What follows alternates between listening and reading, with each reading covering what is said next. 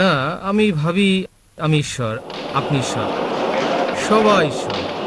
তার মানে আপনি জানেন না, আমিও জানি না। আমি তো নিজেকে চিনি। চাইলে আপনি পারেন। আপনি আমাকে ঈশ্বর বললে আমি বলবো হ্যাঁ ঈশ্বর। ডাক্তার জাকির নাকি একজন নাস্তিক ভাই খুবই অদ্ভুত অবাক করা প্রশ্ন করে ফেললেন। হ্যাঁ প্রিয় দর্শক, নাস্তিক ভাইরা আপনারা জানেন যে নাস্তিকরা কোনো ধর্ম মেনে চলে না, তারা কোনো আল্লাহর প্রতি বা ঈশ্বরের প্রতি তারা বিশ্বাস করে না। ডাক্তার জাকির নাইককে সেই নাস্তিক ভাইয়ের প্রশ্নটি হলো যে আমরা মৃত্যুর পর কোথায় থাকবো, আমাদের পরকালীন জীবন কেমন হবে, যে আমরা সেই মৃত্যুর পর কি আমরা কোনো আল্লাহকে মেনে চলবো বা কোনো ঈশ্বরকে মেনে চলবো বা মানতে হবে মৃত্যুর পর। তো এই শুনে ডাক্তার জাকির নাইক ঘাবড়ে গেলেন, কী উত্তর দেবেন ডাক্তার জাকির নাইক, যে তাকে বিশ্বাস করাতে পারবে কিনা যে আমাদের পৃথিবীতে আমাদের ঈশ্বর বলে কিছু আছে। তো ডাক্তার জাকির নাইক পারলেন কিনা, চলুন আমরা ভিডিওটি দেখে আসি। আপনি যদি মুসলিম হয়ে থাকেন তো ভিডিওটি দেখা খুব গুরুত্বপূর্ণ একটি, আর আপনি তো অন্য ধর্মের মানুষও থাকেন তাও ভিডিওটি খুব গুরুত্বপূর্ণ হতে যাচ্ছে, তো অত্যন্ত জানার দরকার। আপনি তো ভিডিও শুরু করার আগে আপনাদের একটা জাকির নাইককে ভালোবেসে থাকেন তো অতি অবশ্যই আমাদের আল্লাহ আস্তার চ্যানেলটিকে সাবস্ক্রাইব করবেন। এই চ্যানেল শুধু ইসলামিক প্রচার বানানো হয়েছে, আপনাদের ইসলাম ধর্মকে সত্যিকারে ভালোবেসে থাকেন তো অতি অবশ্যই আমাদের আল্লাহ আস্তার চ্যানেলটিকে সাবস্ক্রাইব করবেন। চলুন আমরা একটা জাকির নাইকের মুখ থেকে শুনে আসি সেই নাস্তিক ভাইটিকে কি উত্তর দিলেন। আমার জন্ম 1979 সালে। হয়তো মৃত্যু পর্যন্ত আমি এখানে থাকবো, হয়তো 2030 কিংবা 40 যদি পৃথিবী থাকে। আমি কেবল জানতে চাই 1979 সালের আগে পর্যন্ত আমি কোথায় ছিলাম, মৃত্যুর পর আমি কোথায় থাকব। যদি এই পৃথিবীতে থাকি একটা নির্দিষ্ট সময় পর্যন্ত, আমি তখন কার প্রতিনিধিত্ব করব? ভাই প্রশ্ন করলেন যে তিনি 1979 সালে জন্মগ্রহণ করেন এবং বর্তমানে তিনি ইউএইতে আছেন। তিনি জানতে চান পরে তিনি কোথায় থাকবেন। তিনি বলছেন খুব সম্ভবত তিনি এখানে 2030 সাল পর্যন্ত থাকবেন যদি পৃথিবী থাকে। মৃত্যুর পর তিনি কোথায় থাকবেন এবং আপনি কার প্রতিনিধিত্ব করছেন? ভাই আপনি নিজের প্রতিনিধিত্ব করছেন। যদি না আপনি করে থাকেন কোনো কারসাজি অথবা লুকানোর চেষ্টা কিছু না করেন, যদি আপনি সঠিক হন তাহলে আপনি আপনার প্রতিনিধিত্ব করছেন। 1 নম্বর পয়েন্ট, মৃত্যুর পর আপনি কোথায় থাকবেন তা নির্ভর করছে আপনি কি অনুসরণ করছেন। যদি আপনি অনুসরণ করেন সর্বশেষ চূড়ান্ত মহিমান্বিত কোরআন, মৃত্যুর পর আপনি স্বর্গে থাকবেন। যদি আপনি স্রষ্টার আইনের বিরুদ্ধে যান, সর্বশেষ চূড়ান্ত বাণী কোরআনের বিরুদ্ধে, তাহলে মৃত্যুর পর আপনি নরকে যাবেন। তবে আমি জানি না আপনি মেনে নেবেন কিনা সর্বশক্তিমান ঈশ্বরের নির্দেশ আজ যা আপনি করেছেন 1979 সাল থেকে 2012 সালের 14 এপ্রিলের মধ্যে যা কিছু করেছেন সব মাফ হয়ে যাবে, সব মাফ, শূন্য, আপনাকে মাফ করে দেওয়া হবে। তাহলে অতীতে আপনি যা কিছু করেছেন অতীতের সব মাফ হয়ে যাবে, কারণ আমাদের প্রিয় নবী মুহাম্মদ সাল্লাল্লাহু আলাইহি ওয়াসাল্লাম বলেছেন যে মুহূর্তে কেউ গ্রহণ করে ইসলাম তার আগের সব পাপ মাফ হয়ে যাবে। তাই স্রষ্টার আইন অনুসরণ করার উপর ভিত্তি করে আপনি কোথায় থাকবেন আমি বলতে পারি, কিন্তু আপনি জানেন না যে আপনি কখন মারা যাবেন। সেক্ষেত্রে যদি আপনি বলেন আপনি জানেন কি বলবো, হয়তো আমি 2030 সাল পর্যন্ত বাঁচবো, তাই 2029 সালে আমি ইসলাম গ্রহণ করব। ভাই আপনি জানেন না, এমনকি আমিও জানি না কতদিন আপনি বাঁচবেন। এবং আপনি ঠিকই বলেছেন যদি পৃথিবী থাকে, আমি জানি না কতদিন পর্যন্ত পৃথিবী টিকে থাকবে। আল্লাহ কোরআনে বলেছেন সূরা লুকমান অধ্যায় নম্বর 31 আয়াত নম্বর 34, আল্লাহ ছাড়া পৃথিবী শেষ হওয়ার সময় কেউ জানে না। এই পৃথিবীর শেষ কখন আমরা জানি না, এটা কত বছর থাকবে, কত দশক থাকবে আমরা জানি না, কতদিন আপনি বাঁচবেন আমি বাঁচবো আমি জানি না। সুতরাং উত্তম হচ্ছে যখনই আপনি সত্য জানতে পারলেন তখনই তা গ্রহণ করেন। অতীতের সব গুনাহ মাফ হয়ে যাবে। তারপর আপনি চেষ্টা করেন অনুশীলন অনুসরণের যতটা আপনি পারেন। তাহলে মৃত্যুর পর আপনি কোথায় থাকবেন তা আপনার উপরে নির্ভর করবে। আমি কেবল আপনাকে পথটা বলে দিতে পারি।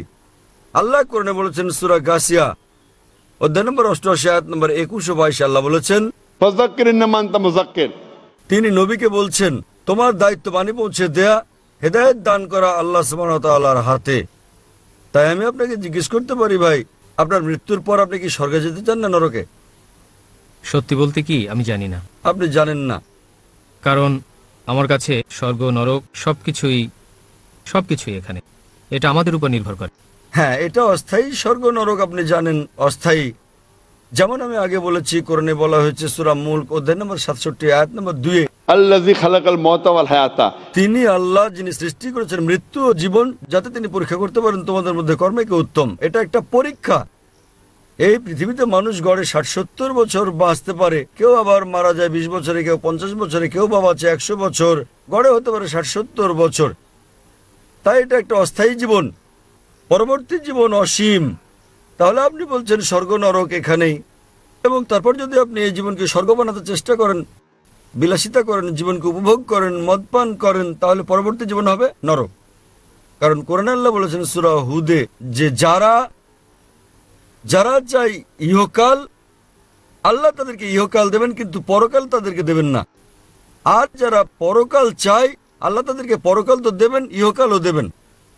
তাই একজন ব্যবসায়ী হিসেবে যদি কেউ বলে যে আপনাকে সামান্য জ্বালা যন্ত্রণা দেব এই 70 বছর ধরে, পরবর্তী জীবনটা তো হচ্ছে অশেষ, সেটা অসীম, সর্বদা আনন্দ, তাহলে এই জীবন 0.0001% পরবর্তী জীবনের। ব্যবসায়ী হিসেবে আপনি কথা বলতে কিছু মনে করবেন না, ওকে এই অল্প সময় অসুবিধায় আমি কিছু মনে করবো না, কারণ জানি অল্প সময় পরীক্ষার আগের মতো আপনার সংগ্রাম করা, আপনার রাত জায়গায় আপনি ঘুমান কিংবা অল্প ঘুমিয়েছেন এবং তারপর আপনি পরীক্ষা দিয়েছেন। সেই অল্প কয়েকটা দিনের জন্য আপনি কঠোর পরিশ্রম করেছেন যাতে ভবিষ্যতে আপনার মঙ্গল হয়। একই রকম ভাই এই জীবন হচ্ছে পরকালের জন্য একটা পরীক্ষা। যদি আপনি হিন্দু হন, আপনি মহেশ হন, এবং যদি আপনি হিন্দু ধর্মগ্রন্থ সময় বিশ্বাস করেন, একই কথা বলা হচ্ছে বেদে।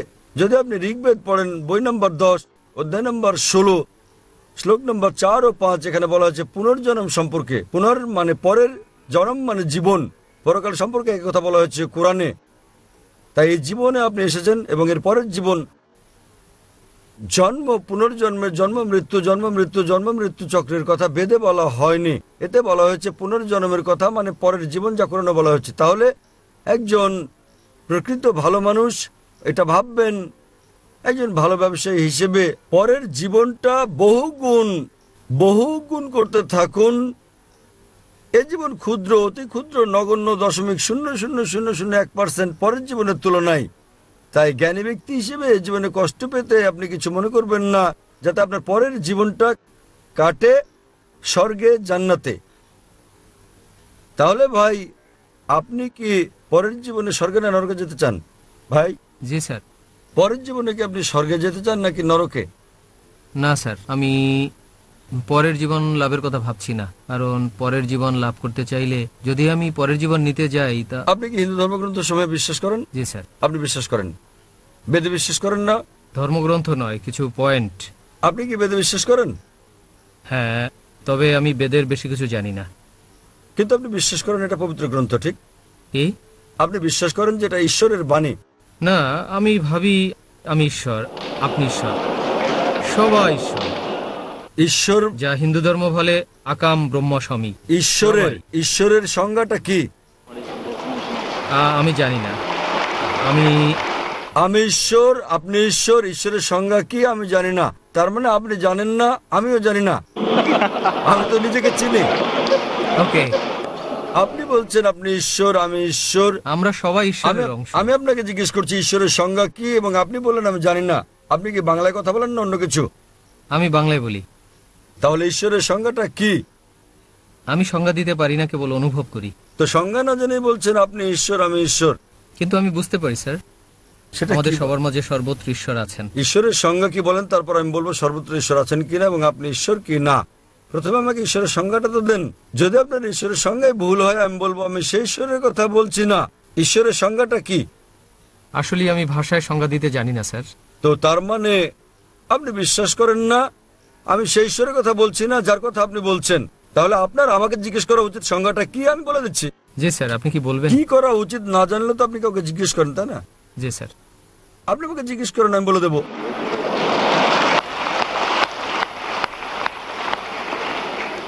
বেদ এবং উপনিষদে দেয়া ঈশ্বরের সংজ্ঞার পর আমি আসবো কোরআনে। যদি আপনি পড়েন উপনিষদ, ছান্দোগ্য উপনিষদ অধ্যায় নম্বর 6 অনুচ্ছেদ নম্বর 2 শ্লোক নম্বর 1, एकम एविदित्यम। ঈশ্বর কেবলমাত্র একজন, দ্বিতীয় কেউ নেই। উল্লেখ আছে শ্বেতসূত্র উপনিষদে অধ্যায় নম্বর 6 শ্লোক নম্বর 9। नाचस्य कसिज जनिता न चदीपा। এটা সংস্কৃত উদ্ধৃতি, যাতে বলা হয়েছে যে ঈশ্বরের চেয়ে বড় আর কেউ নেই, তার কোনো পিতামাতা নেই। সর্বশক্ত ঈশ্বরের কোনো প্রভু নেই, তার চেয়ে বড় কেউ নেই, তার পিতা নেই, তার মাতা নেই।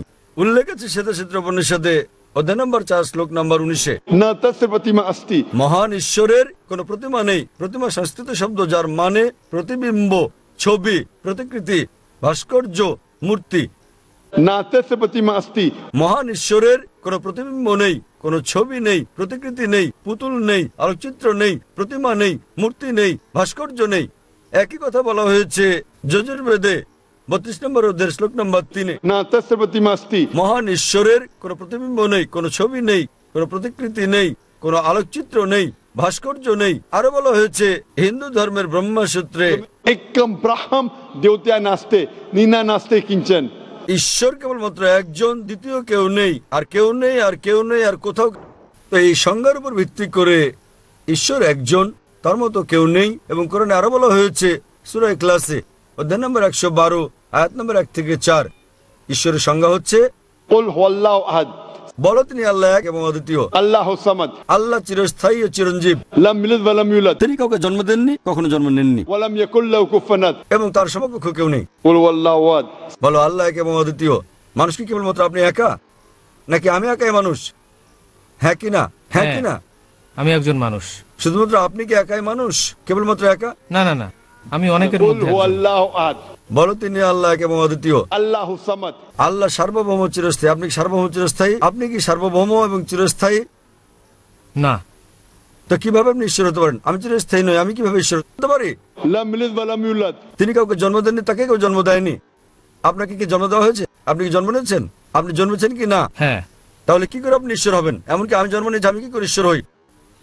আপনার কি সন্তান আছে? আমি জন্ম দিয়েছি, আমার সন্তান আছে। আপনার সন্তান আছে? হ্যাঁ, কিভাবে আপনি ঈশ্বর হতে পারেন? वलम यकुल लहु कुफुवन अहद তার সমকক্ষ কেউ নেই। আসলে তার মানে আপনার আমি যা ঈশ্বরের বলছি- সংজ্ঞা ভুলে যান। আপনি ঈশ্বর সম্পর্কে যা বলেছেন, আমি আমার দেয়া ঈশ্বরের সংজ্ঞা বলছি। ঈশ্বর সম্পর্কে আপনি যা বলেছেন তা এখন ভুলে যান। সেটা হতে পারে গড, হতে পারে ছোট হাতের জি। আমি ছোট হাতের জি দিয়ে গডের কথা বলছি না যা আপনি বলছেন। আমি বলছি বড় হাতের জি দিয়ে গড। তিনি কেবলমাত্র একজন, তিনি সর্বশক্তিমান, তিনি চিরঞ্জীব। তিনি কাউকে জন্ম দেননি, তাকে কেউ জন্ম দেয়নি, তার সমকক্ষ কেউ নেই। এই সংজ্ঞার উপর ভিত্তি করে আপনি নিজেকে ঈশ্বর বলতে পারেন কি? আমি কি নিজেকে ঈশ্বর বলতে পারি? চাইলে আপনি পারেন। আমি আপনাকে জিজ্ঞেস করছি, আপনি কি জন্মেছেন? বলছেন হ্যাঁ। যদি আপনি ইচ্ছে করেন আপনাকে উন্মাদ বলা হবে। না স্যার, আমি যা বলছি সেটা আপনার আমি দেয়া- ঈশ্বরের অংশ। আপনি বলছেন একমাত্র ঈশ্বর না, আমি অনুভব করি আমি এর অংশ, বৃহৎ ঈশ্বরের। আমরা সবাই তার অংশ। হতে পারে আমরা আলাদা হয়ে গেছি, যেমন সেটা পৃথিবী আপনার দেয়া ঈশ্বরের সংজ্ঞা, সেটা বেদের ঈশ্বরের সংজ্ঞা নয়। এটা ঈশ্বরের সংজ্ঞা নয় যেটা আছে কোরআনে। তাহলে আমি বলি এই ঈশ্বর এক ভিন্ন ঈশ্বর। আমি সেই ঈশ্বরের কথা বলছি না যেটা আপনি বিশ্বাস করেন। আমি সেই ঈশ্বরের কথা বলছি যাকে আমি বিশ্বাস করি। তিনি এক, তিনি সবকিছুর অংশ নন। আপনার ঈশ্বর আপাতত ভুলে যান, পাশে সরিয়ে রাখুন। ফাইন, যে ঈশ্বরের কথা আপনি বলছেন তাকে আপাতত সরিয়ে রাখুন। আমি আমার ঈশ্বরের সংজ্ঞার কথা বলছি। আপনি বুঝলেন? তিনি কেবলমাত্র একজন, তিনি সর্বশক্তিমান। আপনি কি সর্বশক্তিমান? আপনি কি সর্বশক্তিমান? না, সর্বশক্তিমান নই। তাহলে আপনি ঈশ্বর নন। আমি যার কথা বলছি, যে ঈশ্বরের কথা আপনি বলছেন সেটা বাদ দেন। ওকে, ঠিক আছে, আমি আমার ঈশ্বরের কথা বলছি। তাহলে লা ইলাহা, কোনো ঈশ্বর নেই, সব মিথ্যা দেবতারা ভুল, আপনি তাদের বাদ দেন। আমি সঠিক সংজ্ঞার কথা বলছি। যদি কেউ বলে যে 2 + 2 = 5, এই সমীকরণ বাদ দেন। ঈশ্বর যার কথা আমি বলছি, সত্তা যার কথা আমি বলছি, তিনি একক, তিনি সর্বশক্তিমান, তিনি চিরঞ্জীব। তিনি কাউকে জন্ম দেননি, তাকে কেউ জন্ম দেয়নি। তিনি জন্ম নেননি, তিনি কাউকে জন্ম দেননি, এবং তার সমতুল্য কেউ নেই। তিনি কেবলমাত্র একজন। আপনি কি এরকম একজন ঈশ্বরে বিশ্বাস করেন? না স্যার, আমি বিশ্বাস করি না। সেটাই সমস্যা। তার মানে আপনি সত্যিকারের ঈশ্বরে বিশ্বাসী নন। আপনার প্রতি আমার অনুরোধ, হিন্দু ধর্মগ্রন্থ সমূহের যে উদ্ধৃতি আমি দিয়েছি সেগুলো পড়ুন, বাড়িতে গিয়ে আমি কোরআনের বলতে চাই, অনুবাদ পড়ুন। আমি- আসল ঈশ্বরকে আপনি খুঁজে বের করার চেষ্টা করুন। এসব ভুয়া ঈশ্বরদের নয়, আমি ঈশ্বর, আপনি ঈশ্বর। আমি নিজেকে ঈশ্বর বিবেচনা করি না। আপনি আমাকে ঈশ্বর বললে আমি বলবো হ্যাঁ ঈশ্বর। আমি এতটা বোকা নই যে আপনি বললে ঈশ্বর হয়ে যাব। আপনি নরকে যেতে চান, যান। আমি চাই না। আমি চাই না আপনি আমাকে নরকে নিয়ে যান। আমি স্বর্গে যেতে চাচ্ছি, আপনাকেও স্বর্গে নিতে চাই। আমি যদি আমি আপনার সঙ্গে একমত হই যে আপনি ঈশ্বর এবং আমি ঈশ্বর, আমরা দুজনেই তো নরকে যাব। আমি চাই দুজনেই স্বর্গে যাই। তাই আমি অনুরোধ করি আপনি আপনার ধর্মগ্রন্থ পড়ুন, বেদ, উপনিষদ, কোরআন পড়ুন, নিজেকে শিক্ষা দিন এবং আমার সঙ্গে যোগ দিন। আমরা দুজনেই স্বর্গে যাব ইনশাআল্লাহ। ধন্যবাদ, ধন্যবাদ। তো মার্শাল্লাহ ডাক্তার জাকির নায়েক সেই নাস্তিক ভাইটিকে উত্তর দিতে তিনি সক্ষম হলেন। এই জন্য ডাক্তার জাকির নায়েককে জ্যান্ত কম্পিউটার বলা হয়। ডাক্তার জাকির নায়েককে যে কোনো প্রশ্ন করেন না কেন তিনি উত্তর দিতে সক্ষম হন। তো আমাদের ইসলাম ধর্মে একটি গর্ব। তো প্রিয় দর্শক, আপনি যদি মুসলিম হয়ে থাকেন তো অতি অবশ্যই আমাদের ইসলামিক প্রচার চ্যানেলটিকে সাবস্ক্রাইব করে যাবেন। আপনি ইসলাম ধর্মকে ভালোবেসে থাকেন তো অতি অবশ্যই চ্যানেলটিকে সাবস্ক্রাইব করে যাবেন, ভিডিওটিকে বেশি বেশি করে শেয়ার করে দেবেন, আমাদের মা বোনদেরকে দেখার সুযোগ করে দিবেন। তো দেখা হবে নতুন একটি ভিডিওর সাথে।